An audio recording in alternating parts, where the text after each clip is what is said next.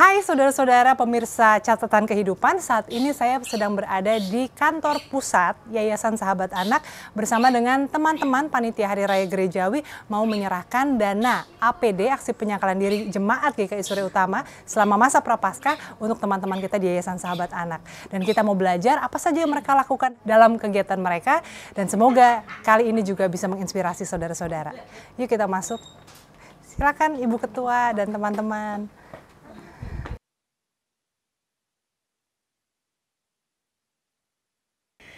Jadi silakan melihat kantor kami. Karena di masa pandemi, jadi memang kami WFH. Jadi hanya ada satu staf aja yang standby di sini. Kebetulan memang rumahnya di belakang, Kak. Nah, jadi ini lebih untuk sekarang ini kita operasikan untuk menampung. Kalau ada donasi, ada donatur mau datang. Ini ruang rapatnya. Nah, ini kayak bagian untuk pantry ya, Kak. Nah, ini ruang kerjanya nih, meja-mejanya. Nah, biasanya sectionnya sih di mana aja, bagian keuangan JS itu tempat duduk saya. Ini ruang belajar juga dipakai buat ruang belajar juga nggak, Kak? Ini lebih ke rapat staff. Ya? Iya.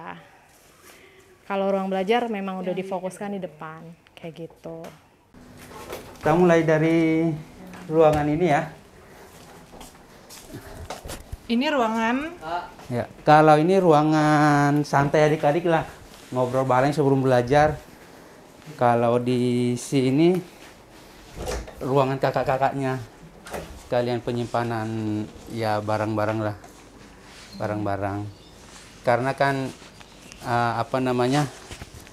ada beberapa seperti gereja yang atau perorangan yang ngasih donasi kita simpan di sini. Karena kan tiap hari kalau sebelum pandemi adik-adik tiap hari ke sini kita kasih makan siang. Makan siang jadi ada beras, ada yang donasi beras, ya minyak dan segala macam kita simpan di sini. Lanjut ke lantai 2. Ada perpustakaan, ada ruang makan, ada tempat masak. Kita ke sebelah dulu. Saya tebak ini ya, Pak. Wah, ini tempat masak, saya udah tahu. Iya. Ini. Jadi kan seperti yang saya sampaikan tadi, kalau sebelum pandemi setiap hari adik-adik makan siang di sini. Jadi ada kayak orang lingkungan sini yang kita hire untuk masak buat adik-adik gitu. Di sana masaknya di sini, Kak. Gitu. Terus ini ruang multifunction seperti tadi. Perpustakaan sekaligus ruang belajar. Ada 3 di sini, ada kadang ruang untuk belajar desain grafis karena ada komputernya. Terus ada ya belajar biasa, terus ya perpustakaan lah. Belajar desain grafis juga ya? Iya. Wah, itu baik sekali Gitu. tuh, penting. Sekalian kalau siang makanya di sini rame-rame bareng-bareng. Halo saudara-saudara, saat ini saya bersama dengan Kak Friska dari Yayasan Sahabat Anak dan kita mau ngobrol-ngobrol apa sih Yayasan Sahabat Anak, sejak kapan berdirinya, bagaimana sejarahnya dan apa yang menjadi visi dan mimpinya. Halo Kak Friska. Halo Kak Yolanda. Boleh cerita sedikit, kita ini ada di mana? Di ruangan apa ini? Kebetulan ini adalah perpustakaan dan juga kita sebagai multifunction room untuk belajar anak-anak dari sekolah pendidikan non-formal kami yang kita sebut Pusat Kegiatan Anak. Pusat Kegiatan Anak. Iya. Jadi ya, Sahabat Anak di sini kan dibilangnya Lembaga Nirlaba Perlindungan Anak Marginal. Nah, ini artinya secara khusus untuk anak-anak yang terpinggirkan dalam arti apa nih, Kak? Anak jalanan. Anak jalanan. Dan anak yang terkoneksi dengan jalanan. Okay. Atau kita sebutnya sebagai anak yang rentan untuk turun ke jalan, Kak. Anak yang rentan untuk turun ke jalan karena mungkin kondisi ekonomi keluarga ya. Iya, betul. Nah, yang dilakukan Sahabat Anak adalah memberikan kesempatan pendidikan. Dan awalnya memang kami memulainya di tahun 97 sebagai gerakan para mahasiswa yang memang ingin melakukan kegiatan yang bermain bersama anak-anak jalanan, karena kita tahu nih anak-anak jalanan itu kesempatan untuk bermainnya sangat kurang. Lebih banyak adalah untuk membantu keluarganya atau memang mereka nggak pernah terfikirkan gitu untuk bermain. Awalnya itu. Dan memang cara yang mudah yang dilakukan oleh kami para volunteer yang bisa terbilang para volunteer yang masih muda terus tidak memiliki uang banyak adalah kemampuan kami untuk mengajar. Seperti itu. Jadi mahasiswa apa waktu itu, Kak? Mahasiswa bergabung, Kak. Yang kalau kita bilangnya sih kampus-kampus yang ada sepanjang rel kereta api, Kak. Daerah Depok, Bogor. Jadi UI, Pancasila, IPB. Ya, bahkan waktu ada anak ISTN juga. Kayak gitu. Tapi memang yang mempelopori adalah teman-teman dari FISIP UI. Dari FISIP UI. Iya. Nah, tadi Kak Friska juga sempat bilang ini ada hubungannya dengan KDM, Kampus Diakonia Modern. Iya. Nah, mungkin buat teman-teman yang belum tahu KDM itu apa, bisa dijelaskan KDM itu apa dan gimana relasinya dengan kegiatan mahasiswa saat itu? Iya. KDM ini sebagai yayasan yang memang rumahnya kami dulu para volunteer, Kak, di tahun 1997. Jadi di saat inilah gerakan Sahabat Anak ini mulai, di mana para volunteer berkumpul untuk mengadakan sebuah kegiatan namanya Jambore Anak Jalanan, di mana kita mengundang anak-anak jalanan untuk camping bareng, bermain bareng selama 2 hari 1 malam, yang didampingi oleh kakak-kakak, kita bilang guardian angel gitu, guardian angel, para volunteer. Nah, payungnya itu adalah yayasan yang mewayung kami adalah KDM. Dan KDM ini memang sudah cukup lama ya berkecimpung di dalam pelayanan sosial bagi anak-anak jalanan. Bahkan nggak hanya anak-anak jalanan, tapi juga para orang dewasa yang berada di jalanan. Yaitu memang yang pelopori adalah Pendeta Lumi. Pendeta Lumi almarhum ya. Almarhum.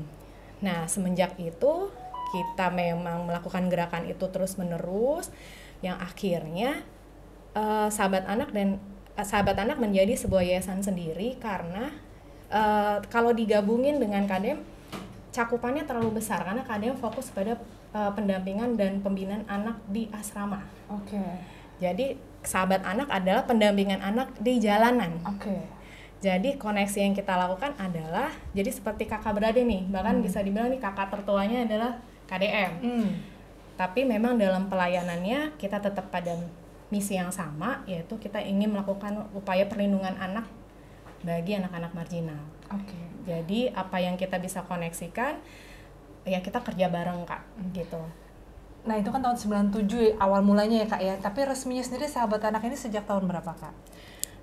Kita mulai dari yayasan itu di tahun 2008, Kak. 2008? Ya. Saat ini sudah berapa ratus atau berapa ribu anak yang dibantu, ada kalau kan selalu terperbarui lah ya, kayak sekolah gitu ya, Kak. Kalau saat ini memang yang terbina adalah 700 saat ini? Iya, saat ini. Tapi kalau misalnya kita berawal dari tahun 97 ya mungkin 2 ribuan ya, Kak. Karena terhitung juga kalau kita mengadakan Jambore dulu anak jalanan, namanya Jambore Anak Jalanan, sekarang namanya Jambore Sahabat Anak. Yang kita adakan dalam rangka Hari Anak Nasional sekitar bulan 23 Juli ya, Kak. 23 Juli. Kita adain camping bareng. Nah, itu yang kita mulai awal mula gerakan kita dan kita masih terus lakukan. Dan itu kita biasanya mengundang 800 sampai 1000 anak. Dan itu tidak hanya anak-anak dari binaan Sahabat Anak, tapi juga mitra, bahkan mitra yang dari luar kota juga kita undang. Dan sampai sekarang ini masih based on volunteer atau? Iya, Kak, masih based on volunteer, walaupun kita tetap masih ada staff yang harus menangani operasional, yaitu yang ada di sekretariat. Jadi memang intinya adalah mendampingi anak-anak yang rentan untuk hidup di jalan dan juga bagaimana memberikan mereka kesempatan pendidikan non formal ya, Kak ya. Jadi paket kejar ya. Dan memberikan apa yang menjadi hak-haknya mereka, Kak. Yaitu hak untuk bermain. Hak bermain, hak makan, mendapatkan makanan sehat, hak untuk beribadah, hak keamanan, hak mendapatkan perlindungan. Dan memang itu yang menjadi dasar dari prinsip yang kita terapkan dalam pelayanan di Sahabat Anak.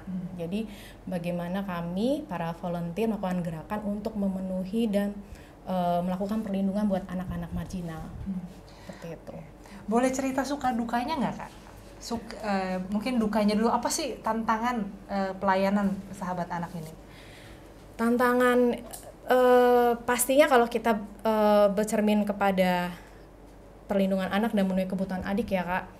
Yang sedih adalah saat adik tidak bisa melanjutkan pendidikan atau tidak bisa masuk ke sekolah formal dikarenakan mereka tidak punya identitas, yaitu seperti akta lahir, kartu keluarga. Bahkan waktu itu pernah ada yang kami alami di sekolah non formal ini, ada adik yang sudah siap nih mau ujian untuk kejar paket Kak, udah belajar lebih dari 1 tahun, pas saat hari dia mau ujian dia tidak bisa masuk kelas karena tidak ada kartu keluarga. Walaupun waktu kita sudah mendapatkan surat dari RT RW kayak gitu. Nah itu salah satu dukanya ya Kak. Dan memang inilah menjadi upaya advokasi kami. Salah satunya adalah memberikan hak untuk mendapatkan identitas kepada adik-adik.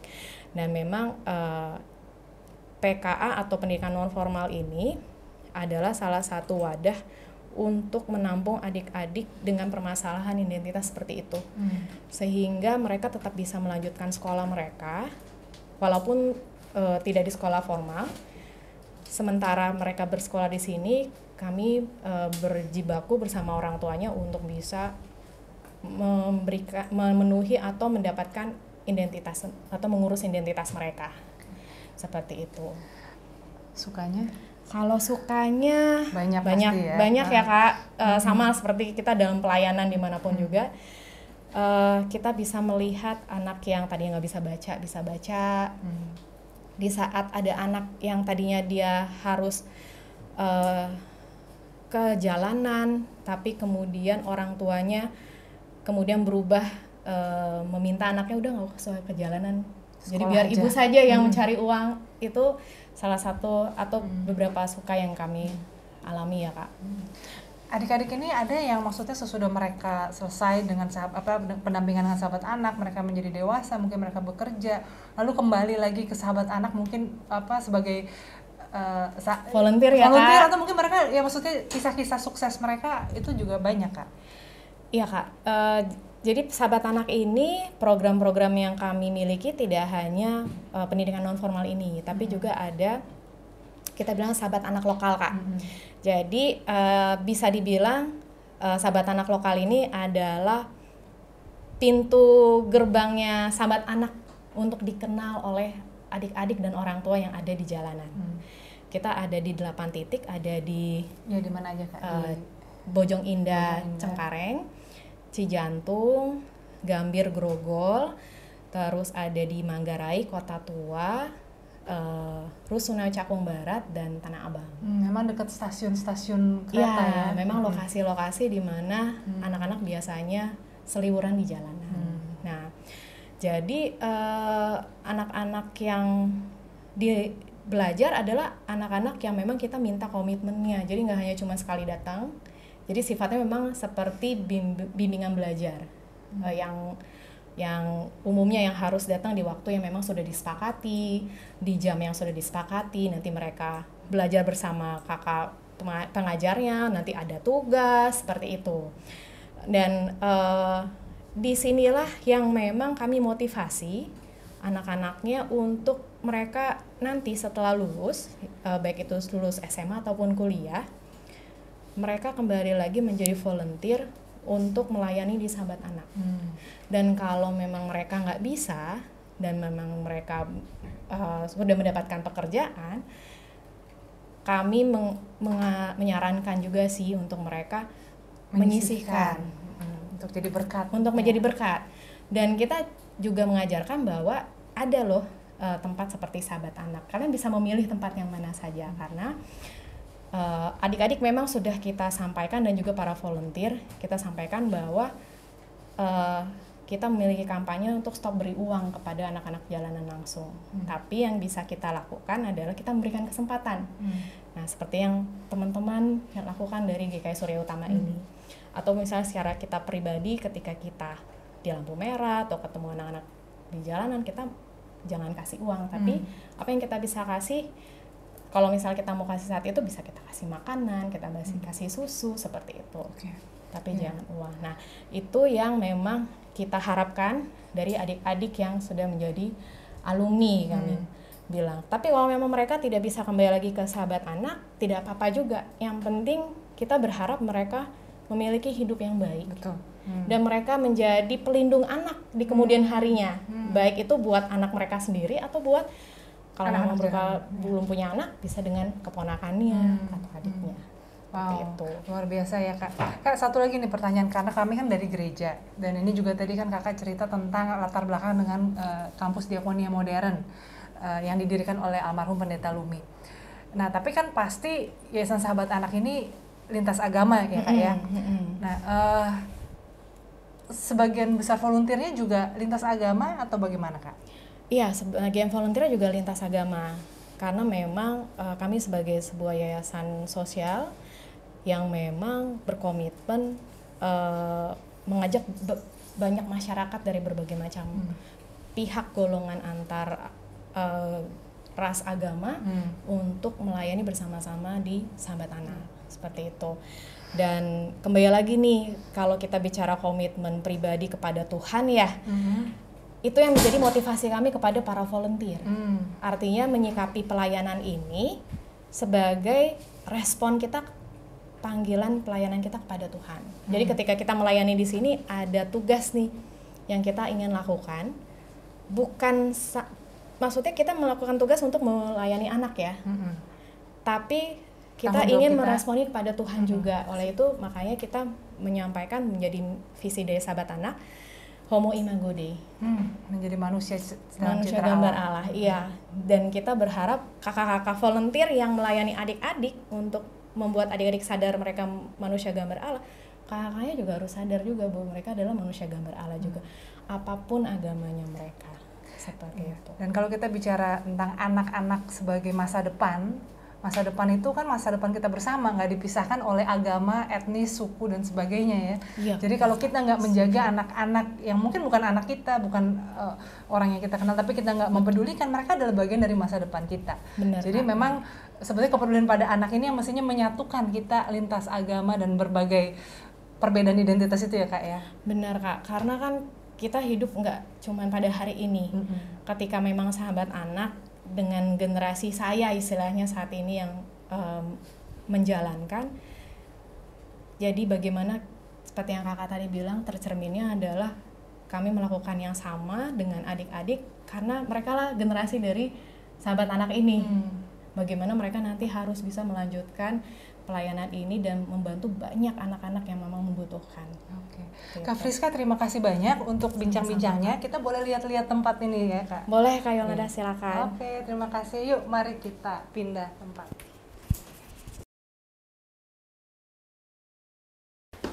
Oke. Bergaul sama anak-anaknya. Yang nongkrong di jalan. Ya, kalau ini ruang belajar multifunction juga Kak. Ruang menggambar, ruang tari gitu. Oke, ini bagian seninya ya. Iya. Jadi kita belajarnya di sini handicraft, kayak bikin keterampilan gitu. Sama kalau volunteer rapat. Iya, rapat. Sama kita kalau sebelum pandemi 1 kali 3 bulan itu kita pertemuan sama orang tua adik-adik di sini. 1 kali 3 bulan. 3 bulan sekali. 3 bulan sekali. Saya kebalik ya. 3 bulan sekali. Jadi kita undang orang tua adik-adik datang ke sini. Jadi kita bikin seminar gitu untuk ya pembinaan untuk orang tua lah. Terus diakhiri dengan kita diskusi perkembangan kemampuan adik-adik, kayak penerimaan rapot lah gitu. Tapi 3 bulan sekali supaya apa? Melibatkan orang tua dalam proses pendidikan. Melibatkan orang tua dalam pendidikan anak-anak gitu. Betul, karena seringkali dalam konteks mereka orang tua keluarga yang membuat proses pendidikan itu terputus ya. Iya. Karena tuntutan ekonomi mereka diminta bekerja dan sebagainya. Dan terkadang juga orang tua kayaknya nggak percaya sama anaknya. Tiap hari sekolah kesini ngapain sih? Gitu. Jadi kalau kita undang, akhirnya orang tuanya langsung lihat, oh ternyata benar anak saya sekolah. Memang Dan belajar di sini inilah ya. gurunya, oh ada nilainya. Ternyata memang tidak bohong nih anaknya. Dan juga kita selalu memperkenalkan para pengajar juga dan bahkan memberikan nomor kontak kami juga. Jadi kalau misalnya mereka mau ngecek anaknya, apakah anaknya udah sampai atau kok nih belum pulang. Jadi udah bisa langsung hubungin kami. Tadi ada di bawah satu orang telat, Pak anak saya nyampe nggak? Nyampe, tadi telat. Kayak gitu ya. Jadi memang itu juga hasil dari diskusi para pengajar sih Kak. Akhirnya kita memang mulai memberlakukannya tuh udah ada berapa tahun ya Kak? Semenjak 2015 sih. 2015. Oke. Satu pertanyaan Kak terakhir. Gimana kalau mau jadi volunteer di Sahabat Anak? Untuk jadi volunteer memang kita menawarkan mereka ada orientasi dulu nih Kak. Jadi untuk siapa saja yang mau jadi volunteer bisa mengajukan ke Sahabat Anak. Nanti bisa ke Instagramnya Sahabat Anak @sahabatanak. Dan nanti kita akan atur waktu untuk kita orientasi menjelaskan apa sih Sahabat Anak, apa sih jadi tantangannya. Baru kemudian kita tanya lagi nih, mau nggak jadi volunteer? Karena untuk menjadi volunteer harus berkomitmen minimal 6 bulan. Baru kemudian dia bisa menjadi atau disebut sebagai volunteer Sahabat Anak. Dan memang masa pandemi ini memang agak sulit ya Kak, karena kan kita tidak bisa ketemu. Jadi memang volunteering yang dia ditawarkan adalah belajar secara online. Seperti itu. Dan memang tantangannya saat ini untuk belajar online, anak-anak tidak banyak yang suka belajar online. Jadi jumlah anak untuk belajar online memang menurun nih Kak. Jadi yang kita lakukan memang sedang berupaya mencari gimana untuk metode pendekatan adik, walaupun tuh berupa kunjungan atau misalnya belajar online nggak tiap minggu tapi tiap bulan, tapi ada tematiknya, misal kayak ada seminar, webinar seperti itu. Nah itu sih Kak pergumulan yang kami hadapin sekarang. Ya semoga pandemi cepat berlalu sehingga proses belajar mengajar juga kembali seperti dulu ya. Oke. Terima kasih Kak Friska, Kak Cerdik untuk kesempatan kita berkunjung di sini. Ya, terima kasih. Ini kami dari GKI Surya Utama atas nama PRG Panitia Hari Raya Gerejawi memberikan secara simbolik aksi penyangkalan diri dari jemaat dan Komisi Anak sebesar Rp65.220.070. Kiranya dapat diterima dengan baik dan dapat berguna bagi kelancaran adik-adik tercinta kami, Sahabat Anak. Terima kasih banyak kakak semuanya. Oke, boleh diterima ya. Saudara-saudara, hari ini kita diingatkan ketika kita berhadapan dengan anak-anak jalanan, lihatlah mereka sebagai anak-anak kita, sebagai bagian dari masa depan kita. Ketika kita nggak mempedulikan mereka, maka kita sedang tidak mempedulikan masa depan kita juga sebagai masyarakat, sebagai bangsa. Dan ada satu semboyan yang sangat baik dari Yayasan Sahabat Anak. Give them a chance, not a change. Beri mereka kesempatan, bukan recehan. Kadang-kadang kita mau membantu, tapi dengan cara yang mudah dan cepat. Kasih sedekah. Tapi itu tidak membantu mereka untuk jangka panjang. Kita perlu turun tangan dalam kepedulian yang lebih nyata. Mungkin melalui Sahabat Anak, mungkin ada teman-teman yang mau menjadi volunteer, atau mungkin juga dalam kepedulian kepada anak-anak yang terpinggirkan di lingkungan saudara, mereka yang rentan, bukan anak jalanan saja, tapi mereka yang rentan untuk hidup dalam kekerasan, diabaikan, dalam kemiskinan. Yuk kita sama-sama peduli. Karena sekali lagi, mereka adalah bagian dari kita. Mereka adalah bagian dari masa depan kita. Semoga podcast kali ini boleh memberikan kita sebuah harapan untuk masa depan kita bersama dan juga sebuah semangat untuk terus peduli dan berbagi. Tuhan memberkati.